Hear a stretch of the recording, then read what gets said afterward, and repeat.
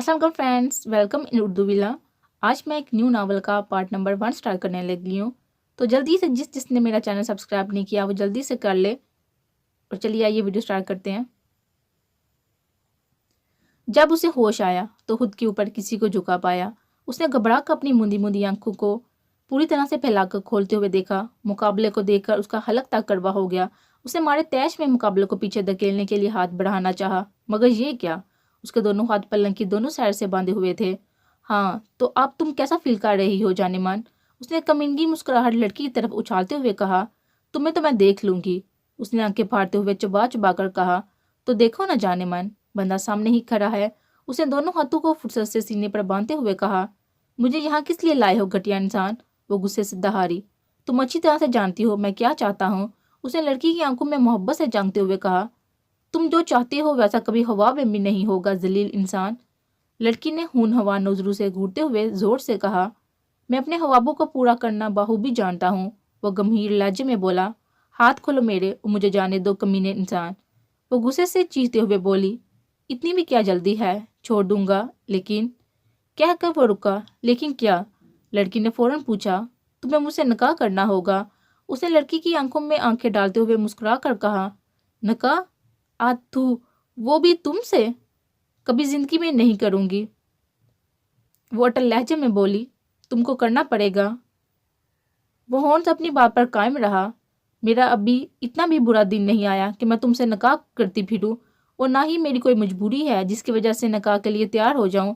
वो बहुत इत्मीनान से बोलती उसका सुकून गारत करने की कोशिश कर रही थी, मगर मुकाबल भी कोई आम हस्ती नहीं थी जिस पर उसकी बातों का कोई असर होता। तुम निकाह के लिए मजबूर हो जाओगी, उसने एकदम यकीन से कहा।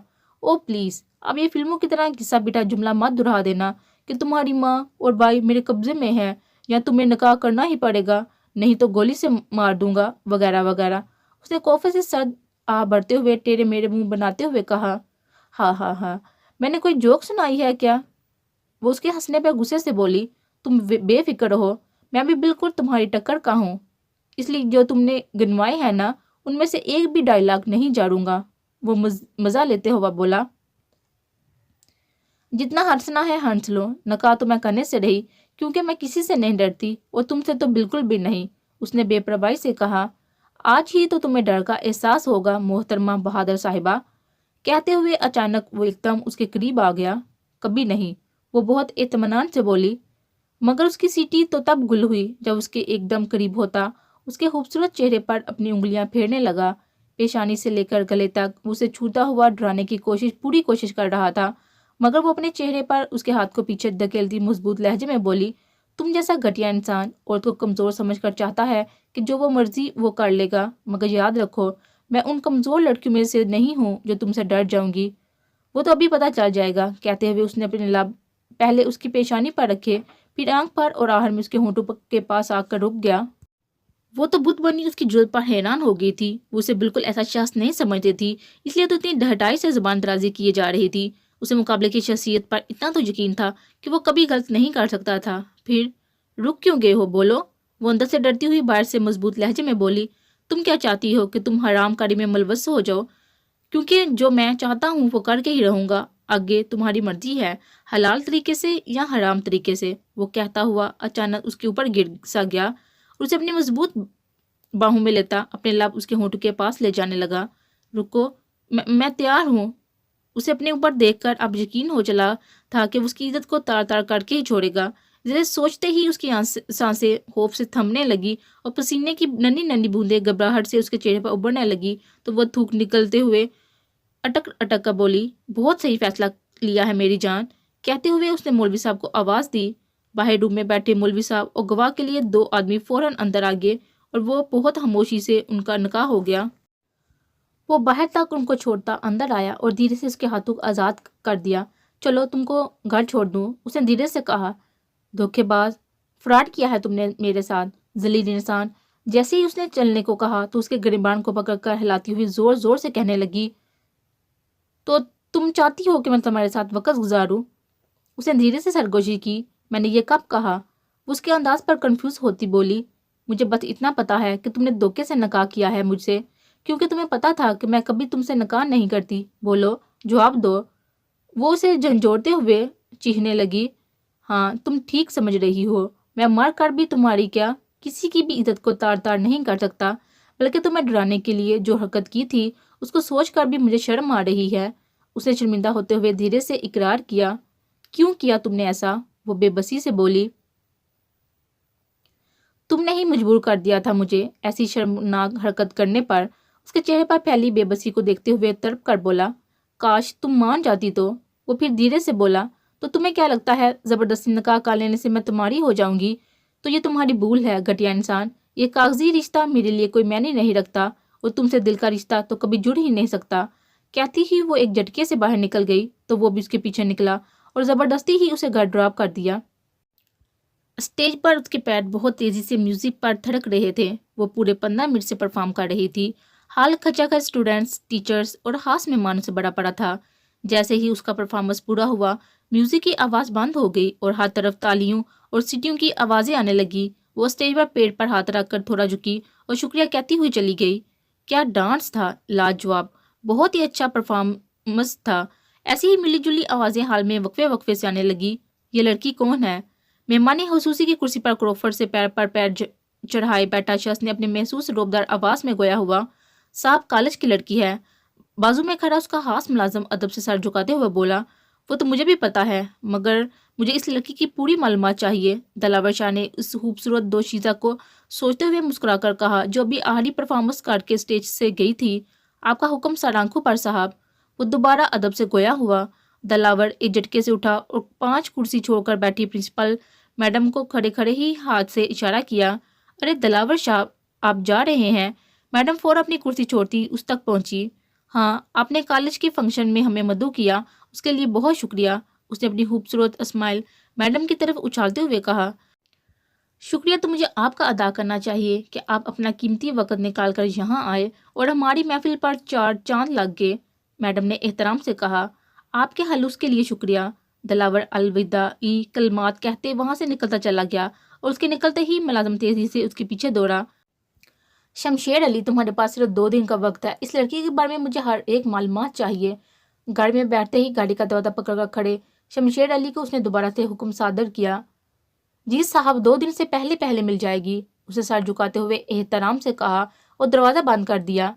گاڑی کا دروازہ بند ہوتے ہی گاڑی تیز رفتاری سے اپنی منزل کی طرف دوڑنے لگی۔ السلام علیکم مما۔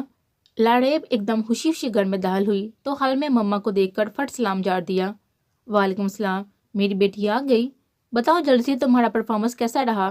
آج لاڑیب کے کالج میں اینول ڈے تھا، جس میں دوستوں کے بہت ضد کرنے پر لاڑیب نے حصہ لیا تھا۔ اچھا مما، بہت زوروں کی بھوک لگی ہے، کھانے میں کیا ہے؟ وہ پیٹ پکڑتی ہوئی بولی، بریانی۔ سلمہ بیگم نے پیار سے کہا، واؤ، تب تو مزہ آ جائے گی۔ لاڑیب نے خوشی ہوتے ہوئے چٹا چٹ 2-4 پپلیاں مما کے گلوں پر لے ڈالی اور کچن کی طرف بھاگ گئی۔ اسلام آباد کے پوش علاقے میں شان سے کھڑا سفید خوبصورت سا بنگلہ ہر آنے جانے والے کو رک کر دیکھنے پر ضرور مجبور کر دیا کرتا تھا۔ بنگلے کے اندر ملازموں کی ایک بڑی فوج پڑی تھی۔ سب جلدی جلدی اپنے اپنے کاموں کو ختم کر رہے تھے کیونکہ وہ جو آنے والا تھا۔ بشیر، کھانا تیار ہے کہ نہیں؟ شمشیر کا فون آیا تھا، صاحب وہاں سے نکل چکے ہیں۔ احتشام نے ٹیبل صاف کرتے ہوئے ہانک لگائی، بالکل تیار ہے، بشیر نے جواب دیا۔ تبھی صاحب کی گاڑی کا ہارن بجا اور سب ملازم سر جھکائے ادب سے کھڑے ہو گئے۔ دلاور شاہ تیزی سے اندر داخل ہوا تو سب نے سلام جارا۔ وہ انہیں جواب دیتا سیڑھیاں چڑھ گیا۔ کمرے میں آ کر وہ پہلے فریش ہوا، پھر عصر کی نماز ادا کرنے لگا۔ نماز سے فارغ ہو کر وہ ڈائننگ ٹیبل پر بیٹھا کھانا لگانے لگا۔ بشیر، او بشیر! اس کی آواز پر وہ فوراً دوڑا آیا۔ یہ باؤل میں نیچے کیا لگا ہے؟ تم لوگوں کو اچھی طرح سے معلوم ہے مجھے گندگی بالکل نہیں پسند، جلدی سے اسے صاف کرو۔ اس نے کھاتے ہوئے ہی حکم دیا۔ تم سب نے کھانا کھایا؟ کھانے سے فارغ ہو کر روز کی طرح وہ پوچھنے لگا۔ نہیں صاحب، ابھی کھائیں گے، بشیر نے سر جھکاتے ہوئے ادب سے جواب دیا۔ کتنی دفعہ کہا ہے مجھے لیٹ ہو جاتی ہے، تم سب کھا لیا کرو، مگر تم لوگ بھی نہ، اب جلدی سے کھا لو۔ کہتا ہوا وہ اپنے کمرے میں چلا گیا۔ ویسے ہمارے صاحب کا دل بہت بڑا ہے، ہمیشہ ہم غریبوں کا خیال رکھتے ہیں، خدا ان کی زندگی کو خوشیوں سے بھر دے۔ بچپن سے ہی اتنے بڑے بڑے غم کا سامنا کیا ہے، نہ جانے کب ان کی زندگی میں بھی خوشیاں آئیں گی۔ شمشیر نے بشیر سے کہا تو وہ دونوں کی آنکھوں میں نمی اترنے لگی۔ لاڑیب کلاسز سے گھر واپس آ رہی تھی पसीना उसकी सभी परेशानी पर चमक रहा था। उसने अपने चेहरे को पोंछा और सुस्त कदमों से सोचते हुए चलने लगी। पापा थे तो कितना अच्छा लगता था। वो अपनी सोचों में चले जा रही थी कि बीच में पड़े पत्थर से अचानक टकरा गई। उससे पहले कि वो जमीन बोस होती, किसी मर्दाना हाथों ने पीछे से उसके पकड़कर अपनी तरफ खींचा तो लाड़ेब की पूंछ उसके सीने से टकरा गई। लाड़ेब जैसे ही ठीक से खड़ी हो गई तो उसके हाथों को छुड़ाती उसकी तरफ पलटी। नीली कांच सी चमकदार आंखें उसे ही देखने में मसरूफ थी। Hello mister. लाड़ेब पलटी तो शुक्रिया कहने के लिए थी, मगर मुकाबले की नजरें खुद पर ही मसलसल मरकूज पाकर लाड़ेब ने उसकी आंखों के सामने चुटकी बजाते हुए कहा, बोलो, मैं सुन रहा हूँ। वो ट्रांस की कैफियत में उसे ही देखते मुस्कुरा कर बोला, एक्सक्यूज मी, लगता है जनाब का ऊपर का खाना बिल्कुल खाली है। लाड़ेब ने गुस्से से चबा चबा कर कहा। उसे सामने खड़ा शख्स पर बहुत गुस्सा आ रहा था, जो सिर्फ और सिर्फ उसे घूरे जा रहा था। तुम कितनी खूबसूरत हो, तुम्हारी ये हेजल ग्रीन आंखें, वाह। वो खोए खोए अंदाज में बोला, जुबान संभाल कर बात करो। लाड़ेब ने अपने सरापे की तरफ नजर डाली और मुतमिन होती हुई बोली। उसने ब्लू जीन्स पर येलो हाफ आस्तीन का टॉप पहन रखा था। तुम्हारा हुस्न बहुत जबरदस्त, तुम चीज पड़ी हो मस्त। वो धीरे से बोला कि वो सुन ना सके, मगर वो सुन चुकी थी। हेलो मिस्टर, आइंदा अपनी ये बेवकूफ सी शक्ल लेकर मेरे सामने मत आना। मुझे तुम जैसे लड़कों से बहुत ही चिढ़ है। वो नाक सुकड़ती कहकर रुकी नहीं, आगे बढ़ गई। मुझे भी तुम जैसी ड्रेसिंग करने वाली लड़कियां बिल्कुल नहीं पसंद। शमशीर के बताने पर कि वो क्लासेस में इस वक्त पढ़ाती है, तो दिलावर शाह यहीं चला आया था। उस दिन स्टेज पर तो वो परफॉर्मेंस के कपड़ों में थी, मगर आज उसे मगरबी लिबास में देखकर उसे बहुत ही ज्यादा गुस्सा आया, लेकिन दिल के हाथों मजबूर होकर वो सिर्फ उसे देखता रहा। हाँ, बाद में उसके नेचर के बारे में पता लगाने के लिए उसने जानबूझकर कुछ भी बोलना शुरू कर दिया। लड़की ठीक है, बस थोड़ा सा बदलाव लाना पड़ेगा। बस एक बार मेरी दस्तरस में आ जाए तो मैं खुद ही अपने रंग में रंग दूंगा इसे। सोचता हुआ वो गाड़ी में बैठ गया। दाजान, नहीं, जल्द ही हवेली आने का सोच रहा हूँ, दिलावर ने नरम लहजे में फोन पर कहा। दिलावरे, अब तू शादी कर ले। मैं अकेली हवेली में मुलाजमों के सहारे कब तक रहूंगी। तू शहर रहता है, कम से कम बहू आ जाएगी तो मेरा दिल बहल जाएगा। कुछ दिन तेरे पास तो कुछ दिन मेरे पास रहा करेगी। दाजान ने बहुत ही प्यार से कहा। आपसे कितनी दफा तो कहा है कि आप मेरे पास आ जाएं, लेकिन आपकी भी जिद खत्म नहीं होती। दिलावरे ने नरूठेपन से कहा। देखती हूँ हवेली भी मेरे पूरे घर की यादें फैली हुई हैं, इसलिए दिल नहीं करता आने का, उन्होंने नम आंखों से कहा। दाजान, आंसू नहीं, बिल्कुल नहीं, मैं जल्द आऊंगा, अपना ख्याल रखना। दिलावर को मालूम था वो रोने वाली थी, इसलिए जल्दी से फोन काट दिया। अपनों की जुदाई का सोचकर ही उसकी हैजल ग्रीन आंखों में आंसू आने लगे। डोरबेल मुसलसल बजे जा रही थी। लाड़ेब, जो नावल पढ़ने में मसरूफ थी, बड़बड़ाती हुई दरवाजे की तरफ जाने लगी। किसे मौत पड़ गई है इस वक्त। अब इंसान अपने घर में चैन से नावल भी नहीं पढ़ सकता। उसके पहुंचने तक लगातार बेल बजे ही जा रही थी। कितना बदतमीज इंसान है, कहते हुए उसने जैसे ही दरवाजा खोला तो सामने खड़े शख्स को देखकर हैरान रह गई। तुम यहाँ क्या कर रहे हो, और बेल बजाने का ये कौन सा तरीका है। वो गुस्से से घूरती सवाल पर सवाल करते गई। कौन आया है बेटा। तभी सलमा बेगम नमाज पूरी करती लाड़ेब की तेज आवाज पर फौरन वहां पहुंची। मुझे तुमसे मिलना था, उसने लाड़ेब की हैजल ग्रीन आंखों में झांकते हुए कहा। हाय, मुझसे, मगर क्यों। वो अपनी तरफ उंगली दिखाती हुई आंखें निकालती हैरत से बोली। किराए पर आपका दिल चाहिए। वो नीली कांच सी आंखों को उसकी आंखों में गाड़ते हुए बोला। व्हाट, पागल हो क्या। लाड़ेब ने सख्त लहजे में कहा। तुम पागल, मुझे किराए पर मकान चाहिए था। वो मुस्कुराते हुए बोला। बेटा, तुम पहले अंदर आकर बैठो, फिर बात करते हैं। सलमा बेगम कब से खड़ी दोनों की बातें खामोशी से सुन रही थी।